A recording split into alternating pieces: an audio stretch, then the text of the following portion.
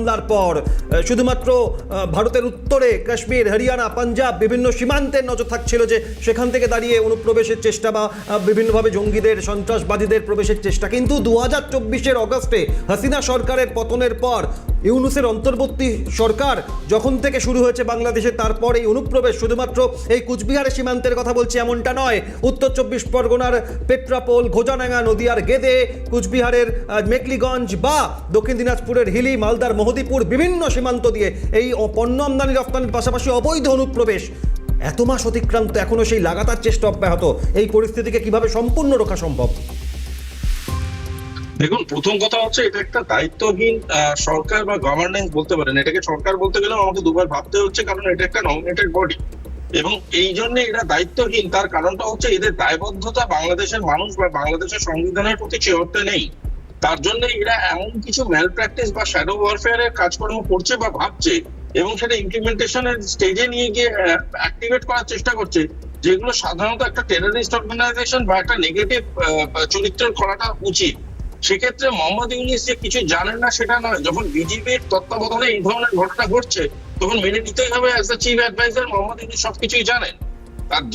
তাহলে একটা কথা বুঝে নিতে হবে যে ওনারা যে ধরনের চরিত্রটা তৈরি করতে চেষ্টা করছে, যে বাংলাদেশ এখন শ্যাডো ওয়ারফেয়ারে ভারতবর্ষকে আস্তে আস্তে বিভিন্ন রকম ভাবে প্রতিঘাত করবে।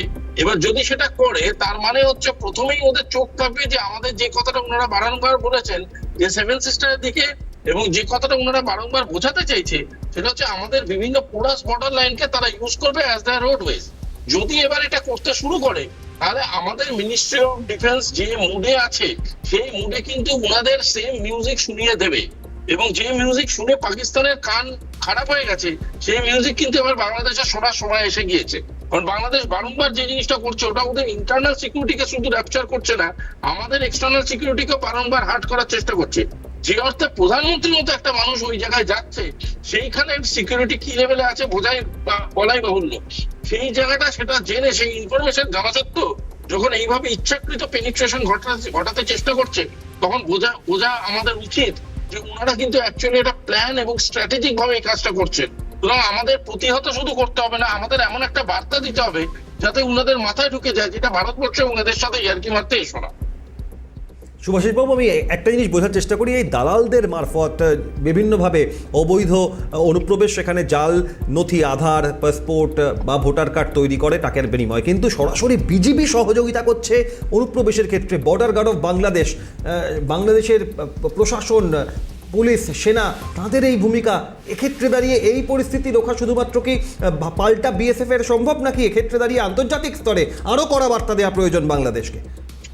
অনেক কড়া বার্তা দেওয়া যায়, অনেক কড়া। This is IB matter. IB matter মানে ইন্টারন্যাশনাল বর্ডার লাইন ম্যাটার, এবং এটার ব্যাপারে অনেক কড়া বার্তা দেওয়া যায়। শুধু তাই নয়, কিছু জিনিস ঠান্ডা মাথায় বুঝে দেখবেন, আমাদের ভোটার আইডি কার্ড বা আধার কার্ড এগুলো কিন্তু আমাদের রাষ্ট্রীয় আইডেন্টিটি প্রুফ, এবং এইগুলোকে যদি কেউ সাংগঠনিকভাবে বারংবার তৈরি করে বা তৈরি করার ক্যাপাসিটি তৈরি করে, সেটা ইটসেলফ এ ক্রাইম। আমি বিশ্বাস করি এই সব জায়গাগুলো আপনারা ব্যক্তিগতভাবে গেছেন, আমার যাওয়ার অভিজ্ঞতা থেকে আমি বলছি এই সব জায়গাগুলোয় ভালো মতো এমন নেটওয়ার্ক আছে যে নেটওয়ার্ক গুলো খুব অল্প পয়সায় আমাদেরকে বিভিন্ন রকম ভাবে মানুষের কাছে পৌঁছে দেয় আধার কার্ড এবং ভোটার আই কার্ড।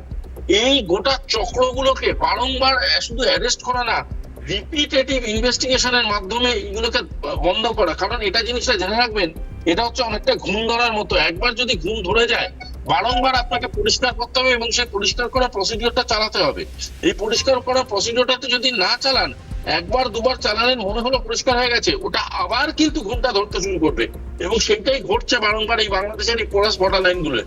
আর এর পিছনে একটা বড় অংশের মানুষ জড়িত আছে যারা ভারতীয়, যারা ভালো মতো জানে যে কি কি জিনিস দরকার পড়ে ভারতবর্ষে ভারতীয় তৈরি করতে।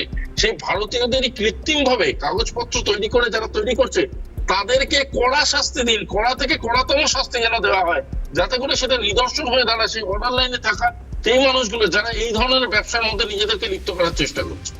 সুভাষিসবাবু, অত্যন্ত গুরুত্বপূর্ণ একটা প্রশ্ন নিয়ে আপনার কাছে আসবো, তার কারণ এই ভারত